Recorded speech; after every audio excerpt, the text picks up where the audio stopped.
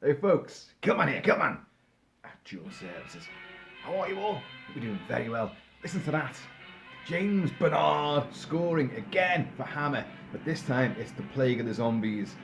With those typical shrieking strings and bold, emphatic notes and chords just designed to paralyse you with fear and get your teeth rattling on edge right from the way I go.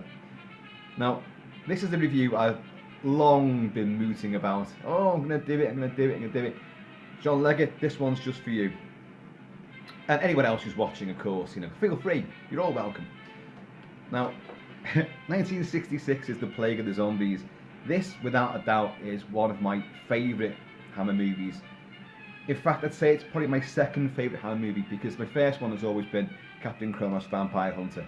But this one really does sit almost right alongside. I can watch this film all day long, every day. I love it to bits. It's not without its failings, which we will come to. We'll address those in due course. Oh, by the way, I've got my Hammer mug with lots of faces. There's Ben Harris playing one of the major zombies in this movie. Look at that face with the pinhole lenses, so his eyes look like bulging white eyes with little pinprick dots for the irises. I've got my Hammer mug. They're playing the soundtrack by James Bernard. It's Hammer time, folks. So those of you that know Hammer movies know that this was part of a 4-picture deal which Hammer were doing as part of a cost-cutting exercise. The idea was to film 2 films back to back and then release them as double bills. So save a lot of money using the same sets, just redressing the rooms and the sets, same costumes and some of the same cast appearing in both. But they realised quite quickly that, hang on a minute, audiences are not going to sit through 2 films together with the same sets. They're going to spot it. They're going to spot, oh, hang on a minute, what's going on here? And wasn't he in it? And hang on a minute, what's Hammer playing at? It's the same thing.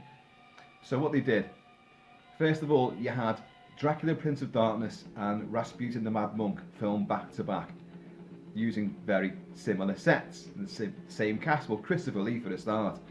And then afterwards you had The Plague of the Zombies and The Reptile filmed back to back using the same sets and some of the same cast and some of the same costumes. So what they did, they released Dracula, Prince of Darkness with The Plague of the Zombies and Rasputin the Mad Monk with The Reptile. So, and of course back in those days when the films got released on a big double bill, it may be years before you'd see them again and before the eagle-eyed aficionado would go, hang on a minute, what's going on there? That looks very similar. Now we all know what the story is and it doesn't matter one jot. It's fantastic. And The Plague of the Zombies is, as I say, made in 1965, back to back with The Reptile, but released in 1966. It's one of the most frightening movies and also one of the most grueling and nasty, and it's a clever idea. The screenplay by Peter Bryan is adhered to very closely by director John Gilling, a man who we will learn did not suffer fools very gladly. And it's one of the 2 Cornish couplet of carnage that Hammer put out, with it being The Reptile. And it's a bit of a, people have spotted now that it is Dracula. The story is Dracula. You basically have an aristocratic nobleman lording over a small terrorised hamlet. He's got otherworldly skills and he's fashioning an army of the undead, and he's also fixated upon 2 ladies. And into this mix you've got a Van Helsing type character who's going to become his nemesis and thwart him in his crazy schemes. So it is very similar in essence to Dracula with Mina Harker and Lucy. You've got a Dr. Seward type character as well. So it's very similar. Coffins, people rising from the dead. It's all there, but it's sufficiently different that no one at the time would have gone, hang on a minute, haven't we seen this before? Didn't Bram Stoker write this? It's massively different. It deviates so magnificently well to stand on its own. And also, for Hammer, it's a zombie movie.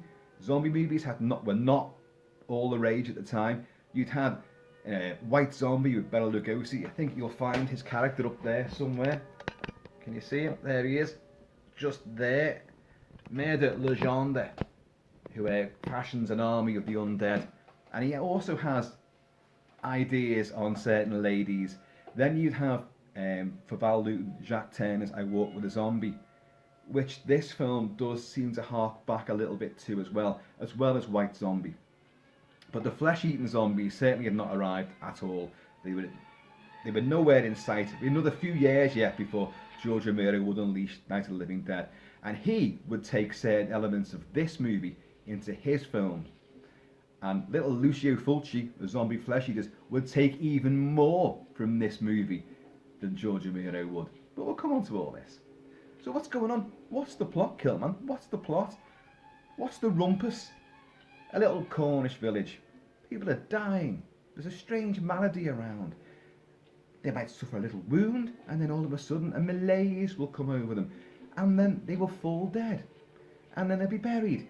And the town doctor, Dr. Peter Thompson, I think his name is, played by Brooke Williams, he can't do any autopsies because the Squire of the land, Clive Hamilton, Squire Hamilton, played by the awesome John Carson, who was in other Hammer movies, he say no, none of that sort of stuff.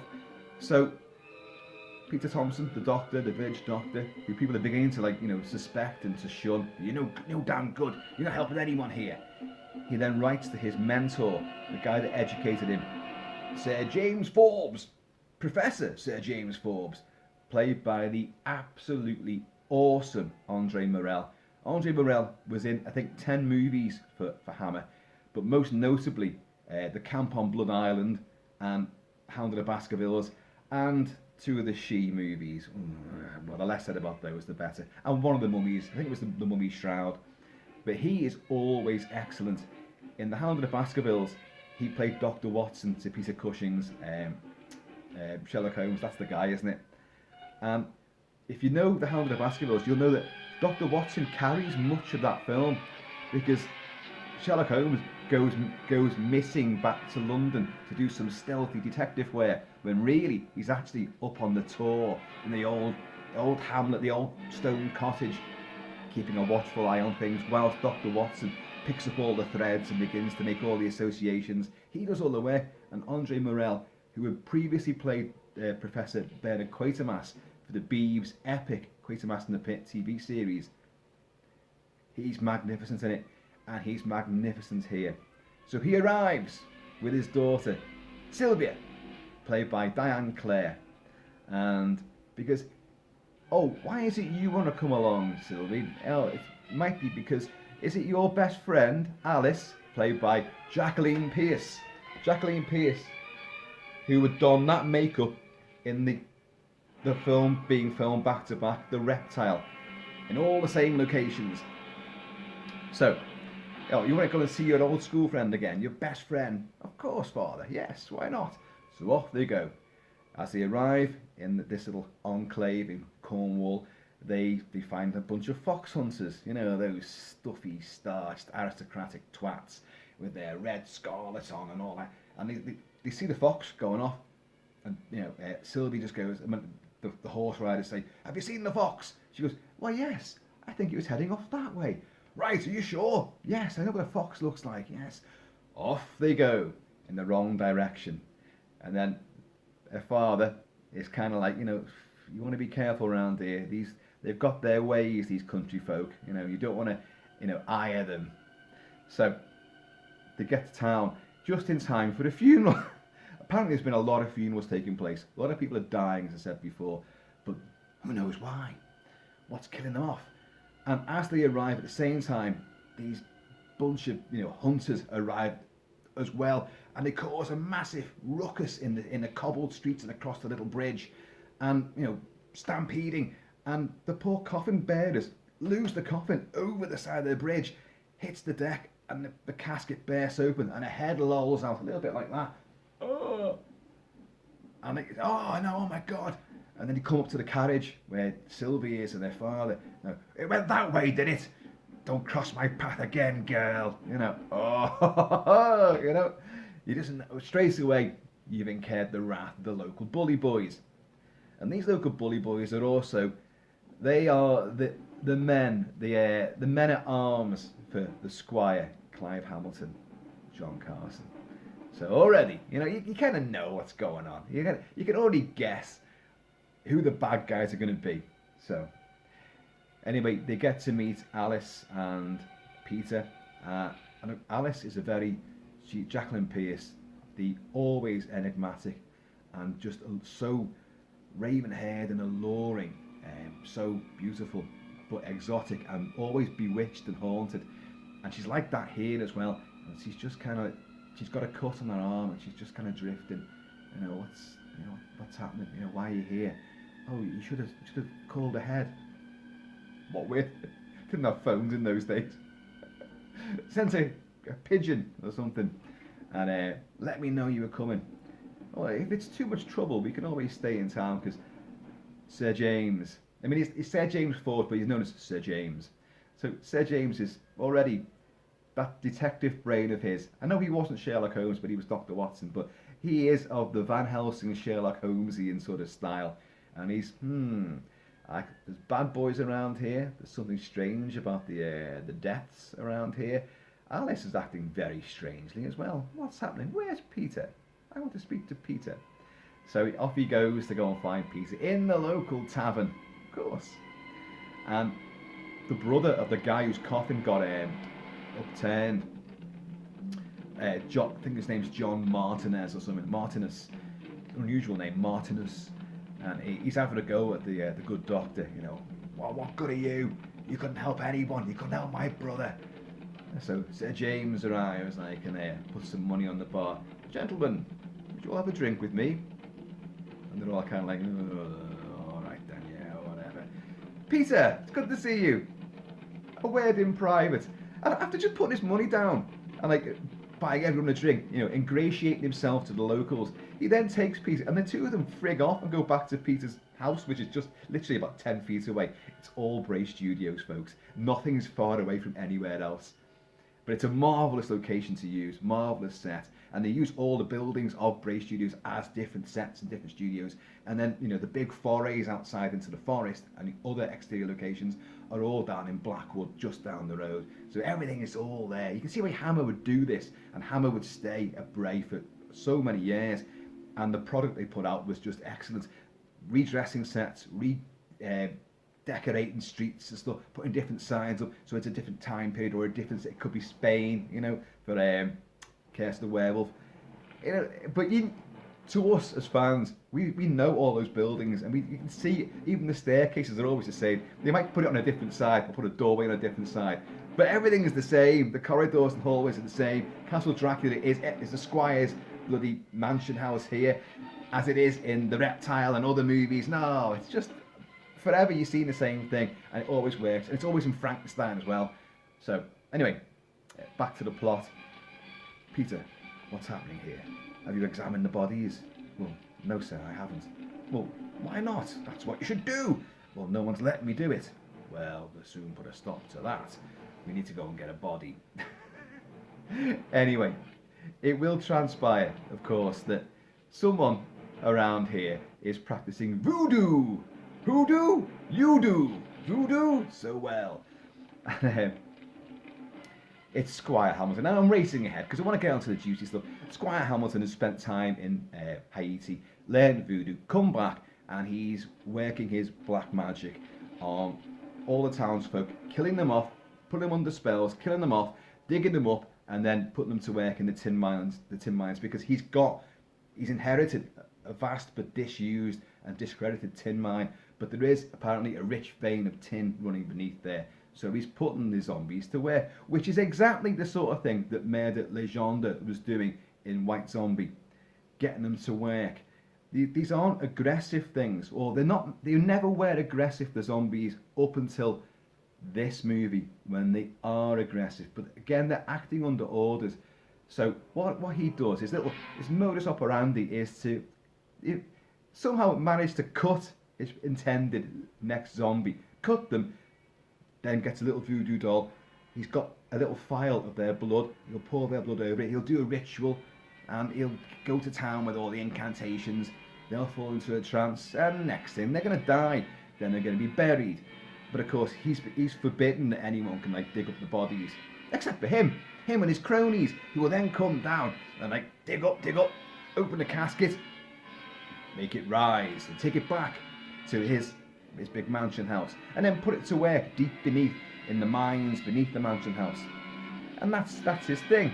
He's getting a kick out of this. This is John Carson.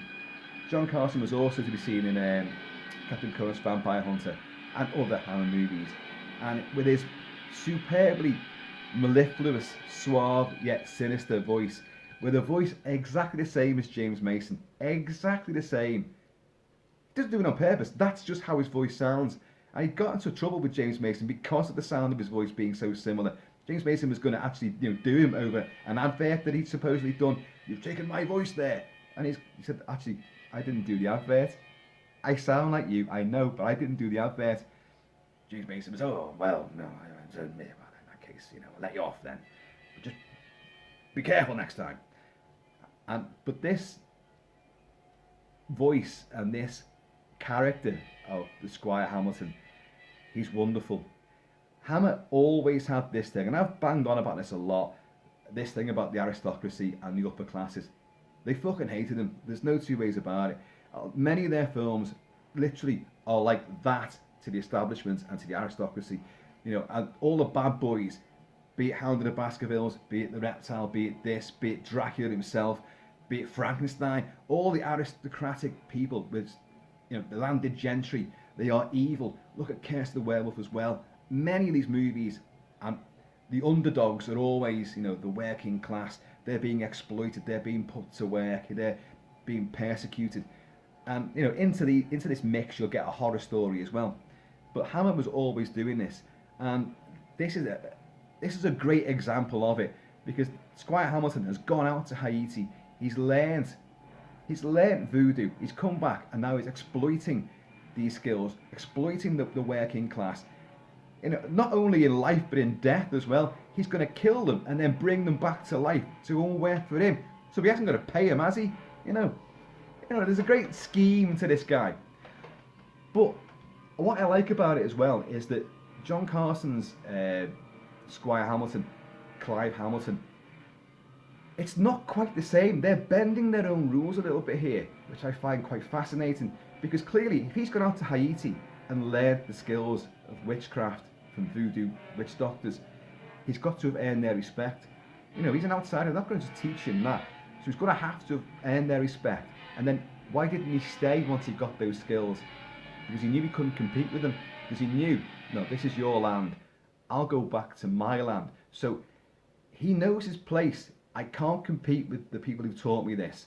I'm going to go back to England and I'm going to exploit my own working class people, the own underdogs. So that's what I'm going to do. But also, he's very, like most of these villains, he's very, very polite. Sylvie will go, she's already incurred the wrath of Danvers, or Danver, I think his name is, who's the main, so he was the main huntsman. Which way did the fox go? Went that way. Ah, thank you. Don't you cross my path again, you town bitch. I will make you pay.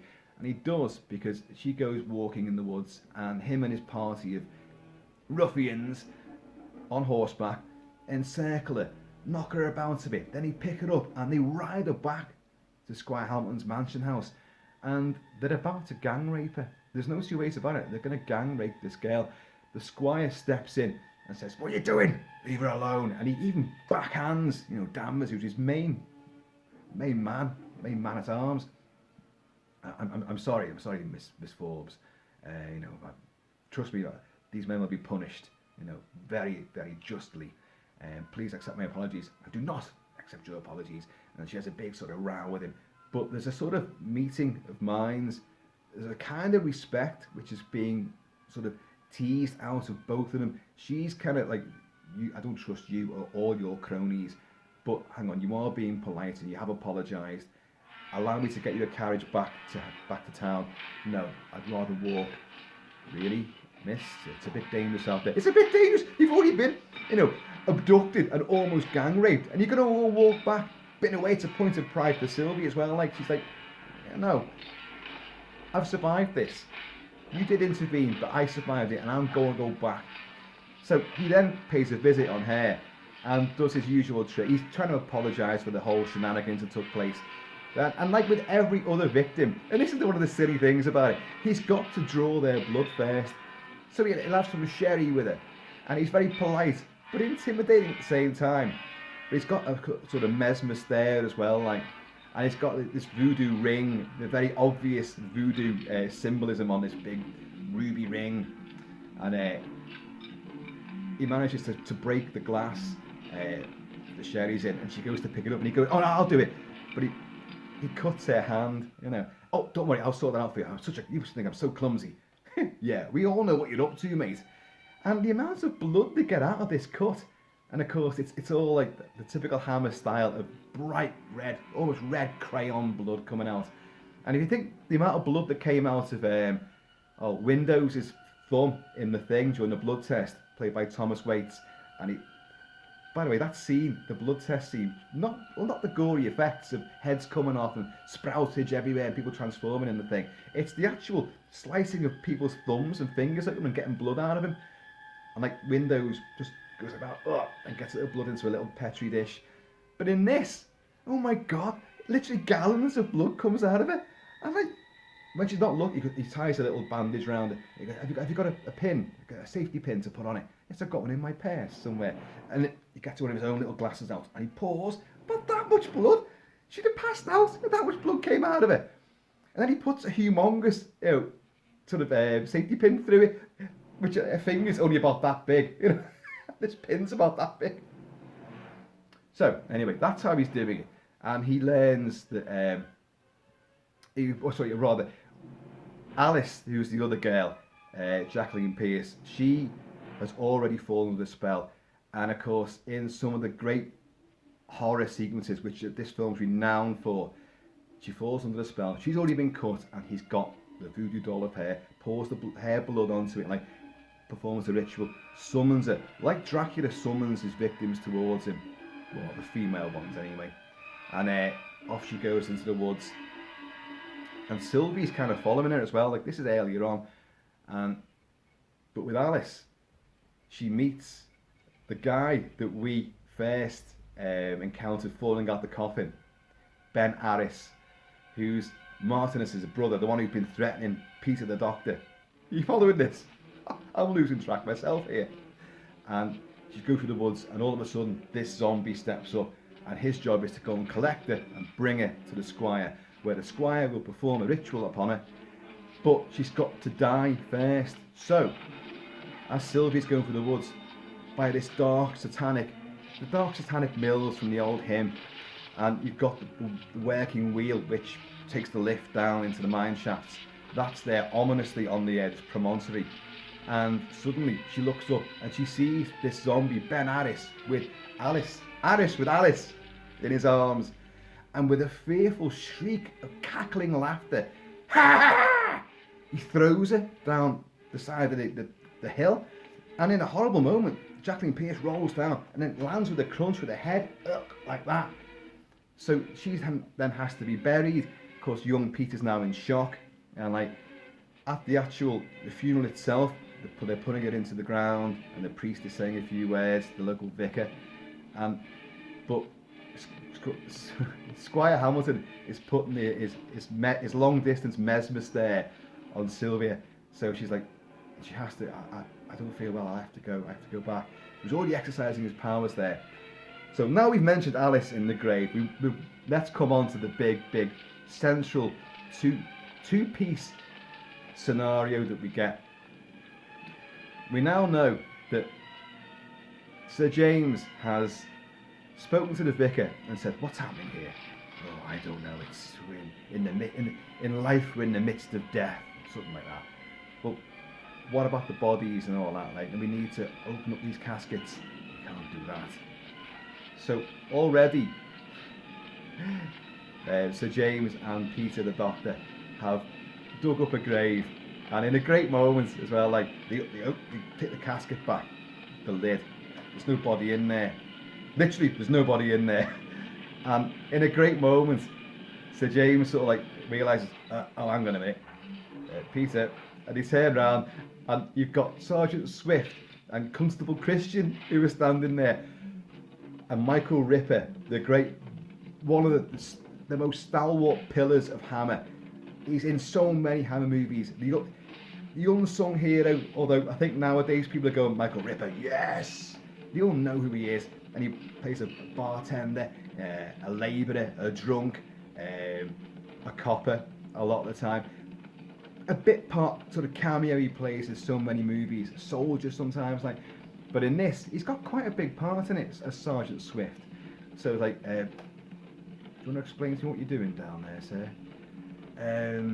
Sergeant, yes. Yeah. Do you want to step up here, please, gentlemen? We'll go back to the station and we'll discuss it there. Hey. So he then allays his fears. Look, something bad's happening here. This is to James Forbes. He then speaks to the vicar. Have you got any books on witchcraft? Oh, yeah, in my library, yes, there are. Why would the vicar have books on the occult and witchcraft? So off he goes, and in a little, obviously it's going to be an afternoon spent reading. Sir James arrives back at the young doctor's house and he says, I think I know what's happening here. And a big exposition takes place. Have you ever heard of voodoo, Peter? Voodoo? So all of a sudden, Sir James has become an expert in voodoo in an afternoon's reading session. So then he tells, the sergeant, look, we need to uncover all these bodies because there's been nothing in these. All the ones who've died recently, they're walking around, they're out there. Martinus, who's the brother who was harassing the young doctor about his brother's death, he has seen his brother walking around. The same night that Alice was thrown down the hillside, he was found the next morning, drunk, but in the woods, and not far away from him was Alice's dead body. So he got the blame for it. But he was saying, I saw my brother. I know I didn't kill her, but I did see something strange. I saw my brother walking around. What? Your dead brother? Yes, I did. Oh, it sounds insane, but I did. I saw him. And of course, he did see him. And Sir James is now thinking, I think there's something to this. What, sir? You believe Martinus' story about seeing his dead brother walking around out there? The accent was all over the show there. He said, yeah, but just keep him in his cell for the time being. Don't let him out. All right, sir. You've got 48 hours to sort this out before I make my report. This is Michael Ripper. He's just outstanding. So they do dig up all the bodies, and there's no bodies in any of the coffins at all. So when Alice dies, and they put her in the ground, along with the vicar, Sir James said, look, I'm going to mount a watch tonight on the grave. Okay, but Peter, I think you best stay here. Because don't forget, that's his wife. He's only ever done one moment of at her death. And then he's back to normal again. And no, I want to be there. I should be there. She's my wife. Okay, Peter, if that's what you want. And so they all stand watch over this. Now, in a great bit of Machiavellian sort of subterfuge, the vicar's there, but he's falling asleep, and Sir James says, Vicar, you've done enough now tonight. Maybe you should go back home, go get some sleep. We'll mount the watch. Don't worry. Yes, I think maybe you're right. So off goes the vicar, but as he turns down these little dark cobbled streets, you've got this a mask with horns on it, a voodoo mask, and it's Danvers, who's the Squire Hamilton's right-hand man, runs after the vicar and throttles him like that. It doesn't kill him, just leaves him. And of course, our two heroes hear the scuffle and scream, run off. So in the meantime, the Squire in his mask, which is, by the way, that mask there. Look at this. I made my own little version for Squire Kentucky Fudge here. Look at that. That's not bad, that is it? It's not bad at all. I do say so myself. And let's go so you can see that a bit better. Yeah. So Squire Hamilton and his men, and he's wearing that mask and his voodoo white robes, leg it down to the cemetery. I start digging up. Let's get it up there. But Peter and Sir James found the vicar and said, "Are you all right?" Yeah, yes. The vicar's had a terrible time. I think you best go back to the church, vicar. Go and relax. Yeah, I think you'll be all right now. And he started thinking, That was a trick to lure us away. So they go bombing it back to the cemetery, just in time to stop. Squire Hamilton and his men, they go, oh God, right. They hear them coming back and they leg it. But they've opened the casket. So our two heroes see Jacqueline Pierce lying there in her casket, dead, but not for long. And as they watch, in a great series of dissolves on her face, old style effects, she's suddenly from pale beauty to horrible decaying, grey, brown, blue, green again, this cadaverish decomposing face, and then suddenly the eyes open. Oh my God. I'm going to get onto the bit of music from that sequence actually. It should be around right here. No. You get a lot of voodoo drums in this. Yeah, I think it's coming up here. And then she slowly rises out of the grave. And John Gilling has some great moments of camera work here. Its direction, lots of close-ups and people walking directly towards the camera and then at the last second veering off. And she does that here. And in this sequence, looking not too dissimilar from that, George Romero with Night of the Living Dead definitely riffed on this with the young girl who's been bitten and they're down in the basement, advancing on her mother with the trowel and with the long dark hair and the dead face and the kind of like manic sort of look in the eyes, bloodlust. That he's took from this and Jacqueline Pierce, and she advances on them. Even like a lot of the Japanese horror movies, I know they were back in the 50s and 60s, they were making ghostly yarns with like women with long dark hair. But after this movie, you saw a lot more of that kind of style. The girl with the long dark hair, about half her face like that, and a big mad grin. Jacqueline Pierce, that's what she does. And as she advances on them, you can see that they've padded out her face, because in the script, Peter Bryan's script, her face was meant to be enlarged and engorged with a deathly bloodlust, an infernal sort of like evil, and she was bloated in a death mask. So they actually padded out her cheeks, so she looks healthier than she did when she was alive, And she advances on our two hapless heroes. And as Sir James moves back, he says, "Zombie." In a great moment, electrifying moment, he's telling Peter what this is. I warned you about this, it's voodoo. And in one word, it encapsulates it all. You see it. He goes, "Zombie." It's just tremendous. Have a swig of this. There's going to be a file change in a few seconds, so indulge me. I don't want to get interrupted by it.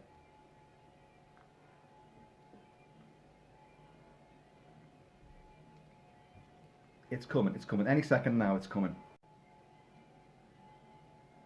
And we're back. Now this is the music of what follows next, because what happens is Sir James, as he walks back, he stumbles across a shovel which they've been using to dig the graves, and picks it up, and as she advances on him, brings it down, decapitates her, severed head rolls, hits the deck, body falls over, and like, it's a horrific moment. It's not very gory by today's standards, but it's nasty enough for Hammer back in those days.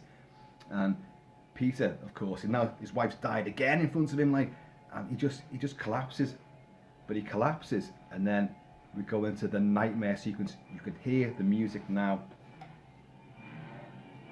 And in this nightmare sequence, he's in the graveyard, and suddenly hands begin to come out of all the graves, out of the earth. Hands come up. Faces come out of the soil and shiver off the dirt from their faces. And it's all the zombies that are in this movie. And it always strikes me as odd that he's not seen any of these zombies. We've seen Ben Harris as the main zombie who held Alice's body down the hill. We've seen him, and he's in this sequence. So how does Peter know him? You know what I mean? It just doesn't. I know he knew the guy who was alive, obviously, but they're in sackcloths. The look of the zombies, they're in sackcloths. Oh, lots of pasty faces, but these horrible pinhole lenses, and it's just, they are a ghastly sight. And they all advance on Peter, and he's just a sort of green mist swells around him, and he's retreating back against tombstones. More and more of these zombies are coming up and advancing on him. And that Ben Harris one, he walks through a puddle of blood with his bare feet, just like that. And if you look at him, he's chunnering something. He's going, he's speaking, but you can't hear the voice, but he's going like that. It's just a great little touch that Ben Harris has put in there. Or, you know, John Gilling has said, do something, just do something. Because at other moments of Ben Harris, especially when you see him down in the pits, he'll be in a close-up like this, and you're seeing all the action in the background, and they're all like working away, and they're being whipped by the Squire Hamilton's minions.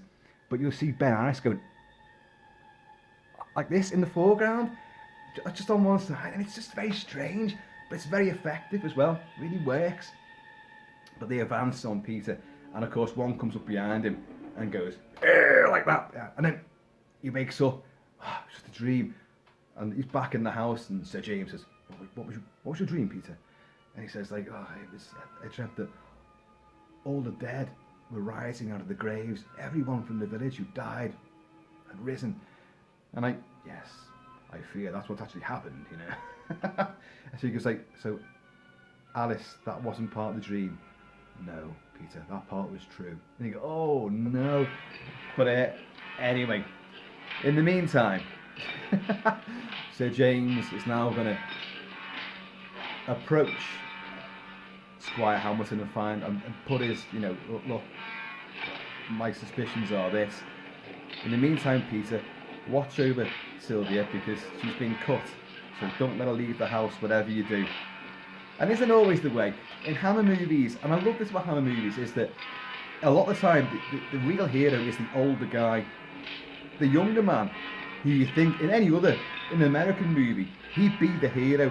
He'd be like the one who punches out, you know, the werewolf or the vampire or whatever. But no, they're always ineffectual little weaklings, and I like that. It's a realistic touch, you know. So of course, in the meantime, like as what's his face, Sir James is making his way up to the Squire's mansion, the Squire himself is putting the spell on Sylvie. So and like she starts reciting incantations that he's reciting down beneath his mansion house in the caves, and his ritual altar that he's got. And Peter's like, "Sylvia, are you all right? I need a glass of water, I think." "I'll go and get you one."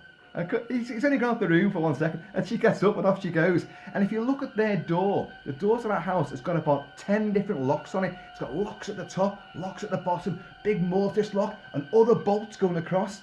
But did he ever use them? No, not at all. So she gets out. If there's zombies around and someone's doing evil stuff, you'd think, I'll bolt the door. Peter, make sure the door's locked. Oh, the husky dog has just arrived from her walk. She won't intrude, I hope. You might hear her slurping some water though. Yeah, that's her slurping water right now. So, off Sylvie goes up to the mansion house as well. In the meantime, Sir James has arrived there. Danvers opens the door to him. "I want to see the Lord of the Manor, Squire Hamilton, I believe." And he goes, "He's busy." "I don't care, I want to see him now." Okay, and he comes in, and there's a big stuffed grizzly bear there with its paws out like that. And Sir James just put his walking stick on him, and his hat, and his case. I just love his style. He doesn't give a shit, like. And look, go and get your master. I'm not here to talk to you. Go and get your master now. He's busy. Just go and get him. So off he goes, and he goes up that flight of stairs, which you see in Castle Dracula and everywhere else, which has got no banisters. It's a very dangerous flight of stairs. That I always think about that in these movies. Anyone could fall over that, like.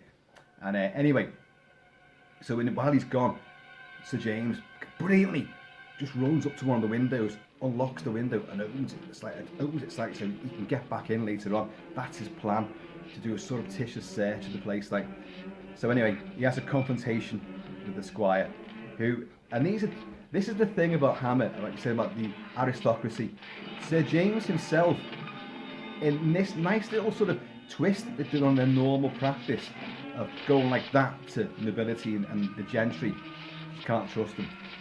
Well, Sir James is from that that social class himself. But we can trust him. He is dogmatic. He is belligerent. He is a bit of a... like the director John Gilling, he doesn't suffer fools gladly himself. Even his own daughter, you detect a bit of animosity, but there's more on that. There's a reason why there's animosity between the actor Andre Morel playing Sir James Forbes and the daughter Sylvie, played by Diane Clare. But I'll come on to that in a bit. And but in this, clearly Sir James has got like compassion. He wants to help people. He wants to help the underdog.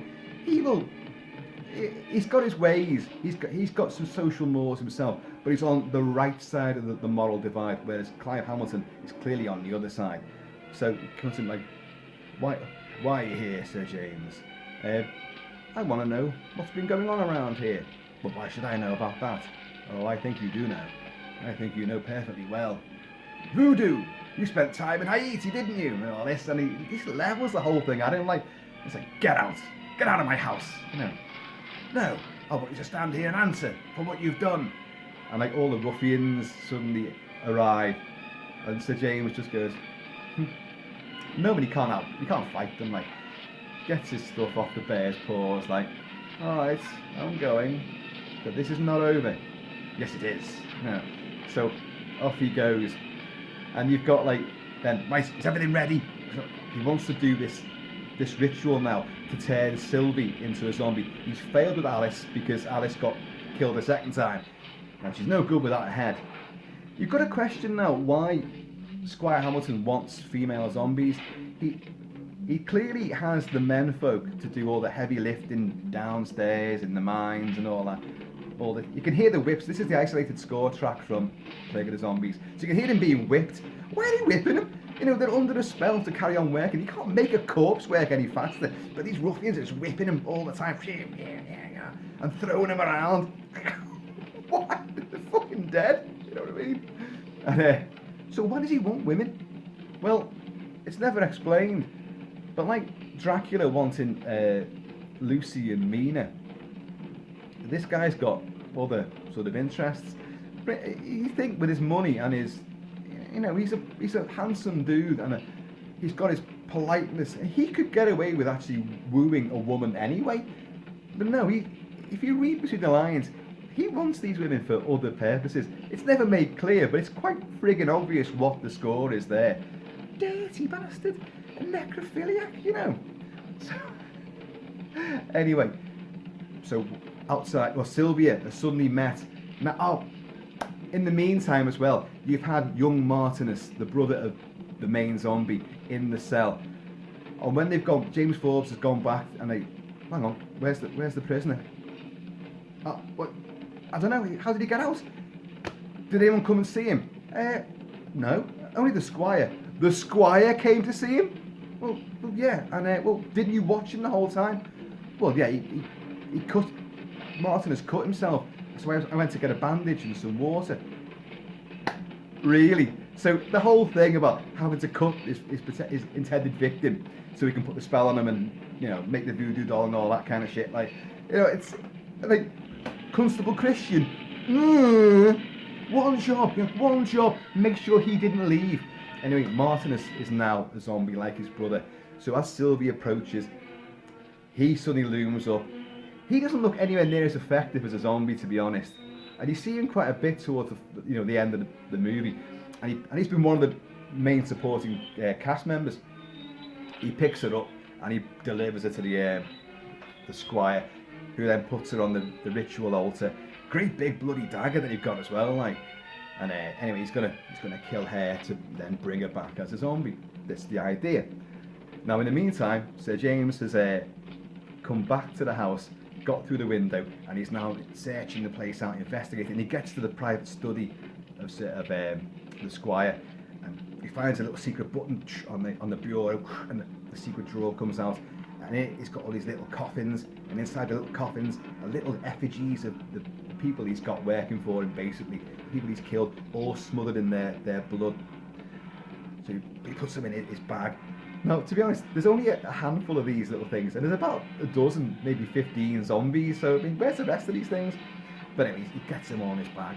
But Danvers, has come up behind him with a dagger, and luckily Sir James's stunt double manages to fight him off, and he manages to get the dagger and plunge it into Danvers himself, but Danvers' arm falls into the fire, so the whole parlour room erupts in flames. You can hear the flames now for that sequence. So Sir James is like, right, I've got to get out of here. I can't get out, it's been locked in. Oh shit! And like, after being so great throughout most of the movie, and so steadfast and stalwart, courageous and valiant, and he stands up against these bully boys. Suddenly he becomes a bit of a jelly, and he's like, he's on the bit, help, let me out, and then the whole fucking room goes ablaze. Now I know you people know the film. You know that in that sequence you can see a fire extinguisher sitting there as well. It is true. There's a brief shot there of the fire extinguisher. Now, this blaze is pretty good. Sir James he pulls some curtains down and he tries to beat the flames down and makes it 10 times worse. It's like, fuck. But his case with all the zombie effigies and the voodoo dolls in it is straight too close to the fire and begins to smoulder. So some of the zombies, why would they notice they're dead? There's something, there's smoke coming off them. I'm not like that. So they're all going ablaze, and this fire just takes hold. Finally, and Peter, the young doctor as well, he's gone after Sylvie. Sylvie's been caught by the Squire. Peter arrives as well, and oh god. But the manservants, Squire Hamilton's took a few manservants, including voodoo drummers from Haiti. You hear the drums a lot in the score, giving it loads, and they're down there as well. And suddenly the door opens from the outside, and it's one of the black manservants, and he's like, oh, he sees the fire, and Sir James leaps for him. Where's your master? And this guy's like, oh, the fire. No, where's your master? He's in the mines downstairs. Oh. So anyway, everyone seems to get into the mines at this point. Peter manages to rescue Sylvie. He's about to get clubbed on the top of the head by the Squire with a big polystyrene rock. Boosh! And but luckily all the zombies then have turned on all the ruffians, and they're throttling them, and they're hitting them with rocks. It's quite a nasty sequence, to be honest. The elevator comes down. Sir James is in there. Quickly, come here, Sylvie, Peter! And he gets in and he shut the door, and the Squire comes running after him like that, and it gets to the shutter of the elevator. It's like that, and the zombies come up behind him. They were meant to decapitate him. In the original script, he was meant to have his head come off there, but in the end, the BBFC had said, like, you've already got one decapitation, which will allow, you're not getting the second one. So he just gets throttled, and our heroes rise up to the earth above. And in a great sort of throwaway shot, which is a hark back to the Universal movies and a lot of previous Hammer movies as well, they stand back, and that wheel that carries the elevator, there's all flames and smoke coming out of it, and then finally it collapses, a big silhouette on fire, and it's a great finale. But you presume all the zombies and all the ruffians have perished, down in the blaze in the mines, and also, as far as that fire is concerned, the guy that plays Martinus, he said that at Bray they had their own staff who were firemen, but they were like old boys, and they spent most of the time like that, and fires didn't break out very often. So this was a big conflagration on the set, so you be ready, get that hose ready, and when they unhitched the hose and turned on the water, it just trickled out like that. Shit! And what had happened? Rats had chewed through the hose pipe. They hadn't been doing the maintenance on it. So even though they managed to put the fire out with buckets and other hoses, perhaps, like, they were all sacked straight afterwards. A whole lot. Out! Again, one job. You had one job. Put the fire out. You couldn't fucking do that. There is a fire extinguisher in the corner there. You could have used that, But it is truly wonderful. I'm going to run out of time, but I'm nowhere near finished yet. So I'm just gonna pause this for a second, folks. See you in a second. Impressed. You managed to make that with your own little obscene green hands. That's very, very good. You want to get a job working for Trick or Treat Studios? Anyway, let's get you back on your perch. Hey folks, welcome back. So where was I with this? Now, during that big fire sequence at the end, not only do you see a fire extinguisher, which is very handy, but you can also see downstairs in the mine itself, some of the zombies and Roy Ashton's makeup for them isn't quite on a par with the zombies you've seen up top in the broad day for night shooting. Talk about that in a minute. There's a couple of guys there who are wearing full-blown asbestos suits, and they've clearly stuck like a zombie mask on the front of it, like, but the heads are like that. I don't blame them, honestly, because back in those days, well, you've seen what the fire crew were like at Bray Studios. Not very effective. You've heard of Keystone Cops. These were Keystone fire bobbies. But it does make for a suitably fiery crescendo to the movie. But I do wonder, what if the zombies had survived, if some of them got out, what would have happened? Where would they have gone? What would they have done? It's all very neatly, contained. But, what do these zombies do? They're not flesh eaters, but they can be aggressive. I mean, you've seen Ben Harris chucking Aris and Alice down the hillside. In the dream sequence, they're into the throttling. And of course, at the end of it, when they turn on all these bully boys, they start beating them up. And like, if you look around the background, you can see they're raising rocks and all sorts, and they're smashing them down on them. So there's a definite nastiness to these guys, which would preface what would happen with George Romero's zombies and George Grau's zombies in the awesome The Living Dead at Manchester Morgue. And some of the influences is, again, George Romero never showed zombie hands coming out the ground. And in fact, the next time you would see hands coming out the ground, Hammer would do it. A couple of Dracula movies have the hands coming out the ground as well, like Dracula has risen from the grave, I'm sure that's one. But you would see it in Count Yorga Vampire and The Return of Count Yorga, where the hands would come out of the ground. But you saw it here first. You don't see it in the Universal Horrors, to my knowledge.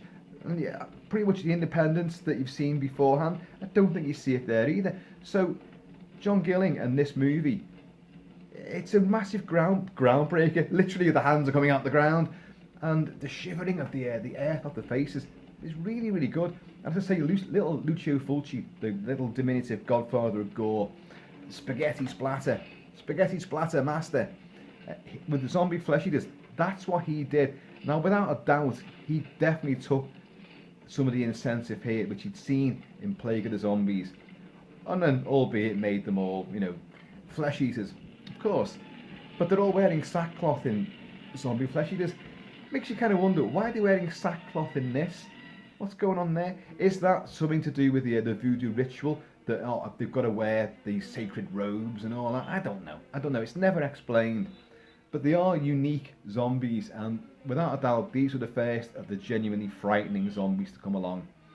And even though they're kind of pitiable, because they are just the denizens of the town, you've also got to wonder, the town's quite depleted by now. And so Squire Hamilton, the end game, he's going to take over the entire village. Yeah, the entire town will be working for him. And doesn't think that anyone's going to notice any passers-by, any travellers, the constabulary from other areas who have not heard from Sergeant Swift for a while, because where's that going to go to? Where's that going to lead? It's irrelevant, I suppose. And you've got a lot of, I mentioned the day for night shooting. Hammer's notorious for this, shooting during the daytime but trying to make it look like it was nighttime. And I'm afraid this film and The Reptile are the worst culprits for it. They look abysmal. Now, I know I sound like I'm dissing the film quite a bit, because there's a lot you can complain about, but it's because the film is so damn good in every other respect that you can actually pick apart these elements and just have fun with it. It's part of the charm. I know people get sick of people going like, oh, Hammer, they were cheapskates, but it's all part of the charm. But it is. I know many Hammer movies are like this. They have these really disastrously poor elements, but they make up for it so spectacularly well in other areas that you can easily overlook it. And in fact, not so much overlook it, but enjoy it. Like the day for night shooting here is rather poor. You've got Sir James is waiting outside it's Bray Studios, it's Bray House itself, which is Squire Hamilton's place, or Castle Dracula from the other side, however you want to view it. And he's waiting for night time so that all the lights go out in the manor house, so he knows, oh, they're busy now doing their ritual or whatever they're going to do, and I'm going to go in through that window I left open before. And you see all the lights going out in all the rooms and the windows, but the light outside, it's daylight, and he creeps up to the window. It's just like, what are you on about? But you've got to make those concessions. You know they're coming, so you just got to get on with it. And also, there's a lot of digging in that cemetery. Oh my God, there's a lot of digging. And we must fill the graves in before the townsfolk are up and about. You keep hearing this as well, fill the graves in again. The amount of noise and stuff that's taking place in that graveyard every Saturday night, if the Squire and his men aren't down there digging up their latest zombie, then you've got Sir James and young Peter and the vicar and the coppers digging up graves. Fill them in quickly, and no one's passing by. The paper boy isn't coming around. The milkman with his dray and all that. No one's seeing this. Well, there's no one left to see it because they're all friggin' dead, I suppose. But it does make you think. This is also a film where it massively indulges in something I love about Hammer movies, and that's the clickety-clack of shoes on hallway floors and cobbled streets. It's like they've got mics on the floors to pick this noise up. I mean, you can probably hear it in some of this, because this is the isolated score, so it's got some of the sound effects in it as well. But, what's going on there? But I like it. It's like a little down corridors and people going across gravel pathways, the crunch, crunch, crunch. But I do love that sort of thing. Now, the cast themselves are excellent. They are excellent. As I say, Andre Morel is outstanding. He looks like Sir Ian McKellen, because he's got that big nose on him, and it's great. They've graded him a bit too much for this movie. In some shots, you can quite clearly see they've massively done his hair to look like a much older man than he really is, because he's still quite sprightly. And in that fight with Danvers, he really goes to town. His stunt double goes flying a couple of times, but you do see Andre Morel actually battling as well. So anyway, but yeah, I can see if they ever remade this, someone like, say, Ian McKellen could perhaps do it, because you're going for the visual look as well. He would nail that. Now, Andre Morel wasn't shy in coming forward about certain other cast members. Well, one in particular, poor Diane Clare, who plays his daughter Sylvia. She comes in for a lot of flack from all and sundry, to be honest. Even Jacqueline Pierce, in recent interviews, has said, that, well, she wasn't a good actress, and you could tell she was quite poor, and certain other actors didn't like being with her, and they weren't afraid to show it. She wasn't of our calibre. Well, that's a bit unfortunate and a bit sort of, ratty. I love Jacqueline Pierce. I think she's a great actress.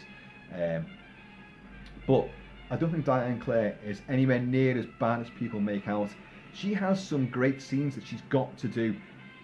She plays a young, naive woman from the town, encountering the laws and customs of the countryside, of the yokels, and she's also in the thrall of her father, who is not the most patient of men with her. He accepts it and tolerates it. And you've got to also imagine that that's Andre Morel tolerating an actress that he doesn't think is up to the job. And they've all spoken about it. Jack Gilling didn't like it. John Gilling didn't like it either. And apparently gave a bit of a rough time. I've watched the film many, many times, and I know there are certain moments where her lack of experience in acting does seem to come through a little bit. But as I say, she has some great moments there. The almost gang rape, how she responds to that, how she then, with her two subsequent meetings with Clive Hamilton, Squire Hamilton, and the way she acts with him, she holds her own really well. And I do think that it's her treatment, down the ages, has been pretty unfair, to be honest. And I think she acquits herself pretty damn well. Now, you imagine that the roles are reversed. Jacqueline Pierce, in her two Hammer movies, in The Reptile as well, she plays a haunted, tragic figure. Okay, there's a satanic side to when she becomes the Reptile, but especially when she becomes a zombie Alice in Plague. Then she's really good. But in other times when she's just a normal person, she's waif-like and afraid and timid and sort of depressed and withdrawn. So you place her in the environment that Diane Clare would have been in, with the almost gang rape, being pushed around pillar to post by all these red-coated buffoons. What would Jacqueline Pierce have how would she have handled that scene? I don't know. The naivety and the vulnerability of Diane Clare really seems to come across and make her more convincing. Now, there are some moments in conversation where she is a bit too quick, and she's kind of, you can see her face, she's looking round at the eyes of the other actor. But then again, some people do that in real life anyway. So I can kind of see once or twice what they're getting at. And obviously I wasn't on set with him, but what I've read about people's reactions to it and their treatment of it, it seems particularly harsh. So I will fight the good fight for Diane Clare. I think she's perfectly adequate in this. In fact, she's very good in it as well. So in pivotal sequences. The makeup I've addressed before, of course. Roy Ashton this was his peak period for Hammer, and the film might not be that gory, but it's certainly violent, and the imagery of the zombies themselves is just glorious. See, the sackcloth is an unusual thing, but their cadaverish faces. The guy that played Martinus, the brother of Ben Aris, the main zombie, he described those horrible contact lenses, basically ping pong balls that they shoved into their eyes with little pinholes. He said those things stretched their eyes and really hurt. It hurt putting them in, it hurt wearing them, it hurt even more taking them out. So these people are suffering for their art there, something chronic. And of course the big fire sequence we've discussed, and then lying underground as well. Poor Jacqueline Pierce had to have a head cast, because you will see her severed head, especially in the dream sequence which follows directly after her decapitation, where her husband Peter has the big dream sequence of the zombies coming out from the graves. But her body is lying there in two pieces, obviously, with the head on view for quite a substantial amount of screen time. Now, she said, like, when she had the plaster of Paris was for the head cast, and it took hours, and said right at the last moment she just couldn't take any more, and her face cracked, so she cracked the mask, so had to start the whole thing all over again. And then when she came in the next day to see, the next day of shooting, and on the shelf was her fake head. I mean, they're not that convincing. They're not like today's, prosthetic effects and the head casts and sculpts that they do now of actors. But it was enough to completely shock her at the time, and she's very claustrophobic as well. So to go through that's quite an extreme ordeal. And she went through that again, concurrently with the reptile. So she didn't half suffer as well. But it's worth it. Her sequence alone and the dream sequence are the two big standouts. But the film overall has such a redolent, rich atmosphere of dread, of aristocratic potency and persecution, mystery. You've got this aura of, bizarreness. And the whole thing about zombies had not been used like this before. They hadn't been used as the major threat. I mentioned about I Walk with a Zombie, the great Val Lewton, Jacques Tourneur, atmospheric classic, which is not, it's a reworking of Jane Eyre, albeit with zombies. And you've got, when the heroine in I Walk with a Zombie goes through the sugar plantations, and she meets Darby Jones, I think his name is, who's got ping pong ball eyes. He could make his eyes bulge out of his head like that. And he's like the lead zombie, and he leads her into the village where the voodoo's taking place. But her going through these sort of dreamy sugar plantations and all the trees and the plantations, the plants wafting past her, is mimicked in this, where you've got both Alice and then later on Sylvia going through, albeit black woods, but you've got these big fronds and trees and vegetation which they're dreamily sauntering through, summoned by the Squire. So it's very similar in that respect, but it's also massively unique, and it does prefigure what would come next with George Romero, George Grau, living dead at Manchester Morgue, and then Lucio Fulci, and all the zombies and gut-munching cadavers that we know and love now. It definitely sets the stage for that. And I wrote some little notes down before, and I think I've covered them all. I think I've actually covered everything I was going to say about this movie. Nah, there's got to be something else. Come on now, Kilt-Man. Don't let the side down now. I mean, been on for hours already, haven't we? But the film is that good. James Bernard's score. Oh my God. I mean, the thing about James Bernard, and it's almost whatever the title or the main character would be, he would hit the syllables like Dracula. You know, that's exactly what he's doing. John Williams would do that with Superman. Da, da, da, Superman. That was exactly the same sort of thing. Now here, he's got those shrieking elements as well. I mean, even his name, James Bernard, could be done that way. But this, with the tribal elements of the drums, and if you watch the sequences with the drummers as well, and there's one during the title sequence itself, which will have a huge ritual taking place down in the mines, and you will also, there's no way you can't know straight away who the bad guy is, because even though he's wearing that mask, Squire Hamilton has this ring on his finger, and he comes up close to the camera, and you see the ring, and the next time you see him, or next time you see Squire Hamilton, he's got the bloody big ring on, so he's the guy at the start of the movie. But if you watch the drummers, and I think there's like 3 or 4 of them, and they're giving it loads, and the camera sort of, one guy makes a mistake actually, and the camera goes past him, and he actually goes and looks at the camera as the camera goes past through this little chamber, this cave set down by the altar, the ritual altar. But as the ritual gets to a fever pitch, one of them is going crazy, and he's like good, and he's brilliant. You know, it reaches this huge sort of fever pitch of like, whoa, what's going on here? Of excitement and fear and dread. And of course, James Bernard's score, it's his music, so he incorporates all these voodoo drums and this intensity, and it's a new thing for him. The shrieking strings, the blaring brass, you know, the really staccato style with which he composed and wrote, that's all in full effect. But he brings in this tribal element as well. He would do it as well with the reptile, because the reptile has a lot of Indian sort of mythology, the Hindu cults and snake cults and all that. That's the whole point of that. And once again, that's where British colonists have gone over there and stuck their nose into things that they shouldn't have done. And he's brought the curse back, so his daughter's curse to be a snake lady.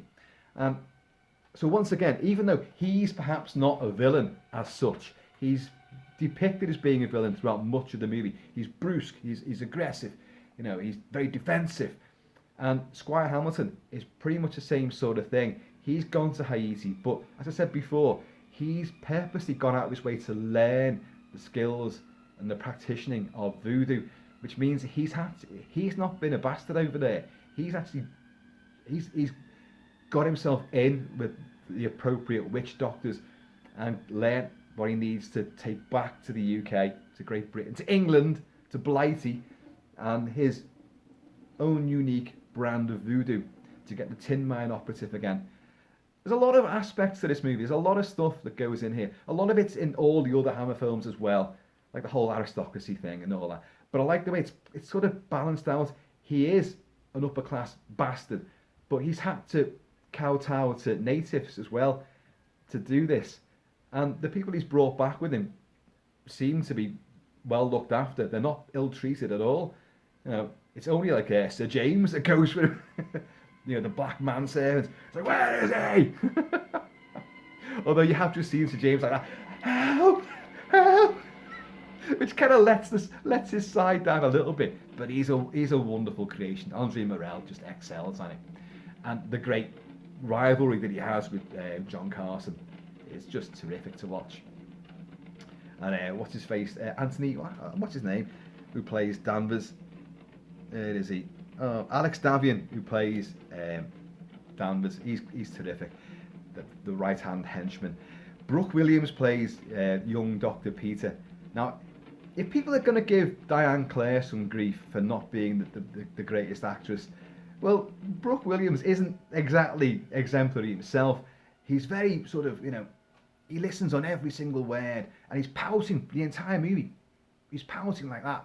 In fact, he looks like, if you put glasses on him, he looks just like Rick Moranis from Ghostbusters. Yeah, You look at it next time, you imagine that with him with glasses on, and he is that little dude from across the hallway from Sigourney Weaver in Ghostbusters. There you are. Cheers, y'all. But I love the movie. As I say, I could go on forever, and I think we've done enough. Let's be honest, we've done enough.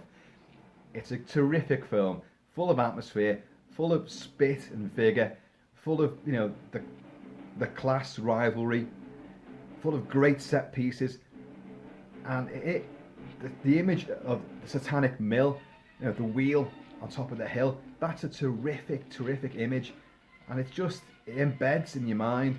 The halfbacks to Jack Turner, to White Zombie, to the old Universal movies with the whole thing going ablaze at the end. All of that is just exemplary, but it's all pushed to another level. The film was successful. The film did, you know, garner quite a lot of critical plaudits. There was a few brickbats as well, but you're always going to get that. Even then, the critics kind of, oh, it's another typical old Hammer movie. Here we go, the hoary old story of zombies. Not realising that actually this was propelling the whole mythos of zombies to another step. This would become a stepping stone to the George Romero cycle. So, you know, its place in history, Plague of Zombies, actually is a hugely influential and very, very important milestone in the horror genre.